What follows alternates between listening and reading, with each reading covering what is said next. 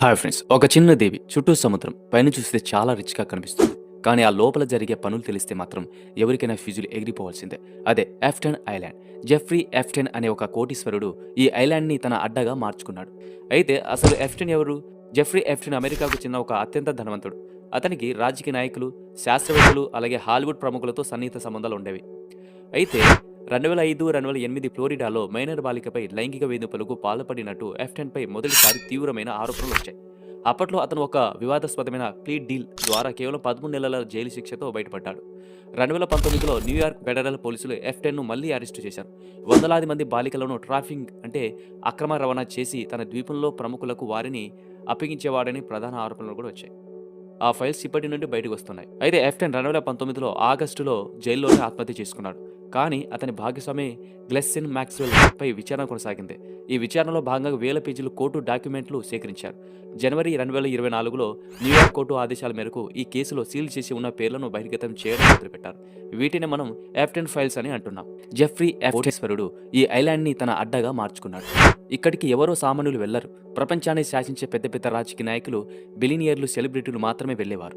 అయితే వాళ్ళంతా అక్కడ మీటింగ్ కోసం వెళ్తున్నారని ప్రపంచాన్ని నమ్మించారు. కానీ అసలు విషయం ఏంటంటే అక్కడ చిన్న పిల్లలను, అమ్మాయిలను అక్రమంగా తీసుకొచ్చి వాళ్ళతో దారుణమైన పనులు చేయించేవారు. దీనికోసం ఎఫ్టన్ ఒక స్పెషల్ ఫ్లైట్ కూడా మెయింటైన్ చేసేవాడు. ఆ ఫ్లైట్ ఎక్కి ఎవరెవరు ఆ దీవులు వెళ్లారో రీసెంట్గా ఒక లిస్టు బయటకు వచ్చింది. అందులో ప్రపంచం గర్వించే పెద్ద మనుషుల పేర్లు ఉండడంతో అందరూ షాక్ అయ్యారు. డబ్బు పవర్ ఉంటే ఏం చేసినా చెల్లుతుంది అనుకునే వాళ్ళకి ఇది ఒక నరకం లాంటి ప్లేస్. ఎఫ్టన్ జైల్లో చనిపోయిన ఆ ఐలాండ్లో జరిగిన దారుణాలు మాత్రం ఇప్పటికీ ఒక మిస్టరీగానే ఉన్నాయి. అసలు ఆ దీవిలో ఉన్న ఆ వింత గుడి లాంటి బిల్డింగ్ ఏంటి? అక్కడ ఏం చేసేవారు? ఇప్పుడు మనం తెలుసుకుందాం. ఆ దీవిలో అన్నిటికంటే వింతనేది ఒక నీలం రంగు గీతలున్న బిల్డింగ్.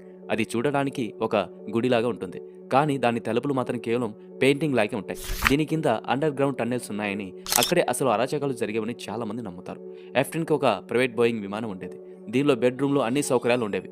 ఆ విమానంలో ఎవరెవరు ప్రయాణించారో రాసి ఉన్న ఫ్లైట్ లాంగ్స్ ఇప్పుడు పెద్ద సాక్ష్యాలుగా మారాయి. అందులో బిల్ క్లింటన్ వంటి పెద్ద రాజకీయ నాయకుల పేర్లు ఉండడంతో ప్రపంచాన్ని ఆశ్చర్యపరిచింది. ఆ దీవిలో ప్రతి మూల, ప్రతి గదిలో సీసీ కెమెరాలు ఉండేవని బాధితులు చెప్పారు. అక్కడికి వచ్చే వీఐపీలు తప్పులు చేస్తున్నప్పుడు ఎఫ్టన్ వాళ్ళని రికార్డ్ చేసేవాడట. ఆ వీడియోలు చూపించి భవిష్యత్తులో వాళ్ళని బ్లాక్మెయిల్ చేసి తన పనులు చేయించుకోవడమే అతని ప్లాన్ అని అంటారు.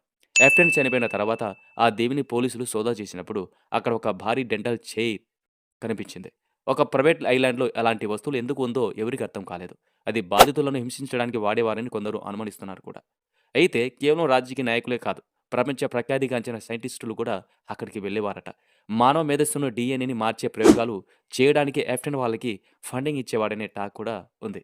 ఎఫ్టన్ జైల్‌లో ఉన్నప్పుడు కెమెరాలు పనిచేయకపోవడం, గార్డ్స్ నిద్రపోవడం, ఆ టైంలోనే అతను ఆత్మహత్య చేసుకోవడం, ఇది నిజంగా ఆత్మహత్య లేక లోపల ఉన్న పెద్ద మనుషుల పేర్లు బయటికి రాకుండా చేసిన హత్యనా అనేది ఇప్పటికీ ఒక మిస్టరీగానే ఉంది.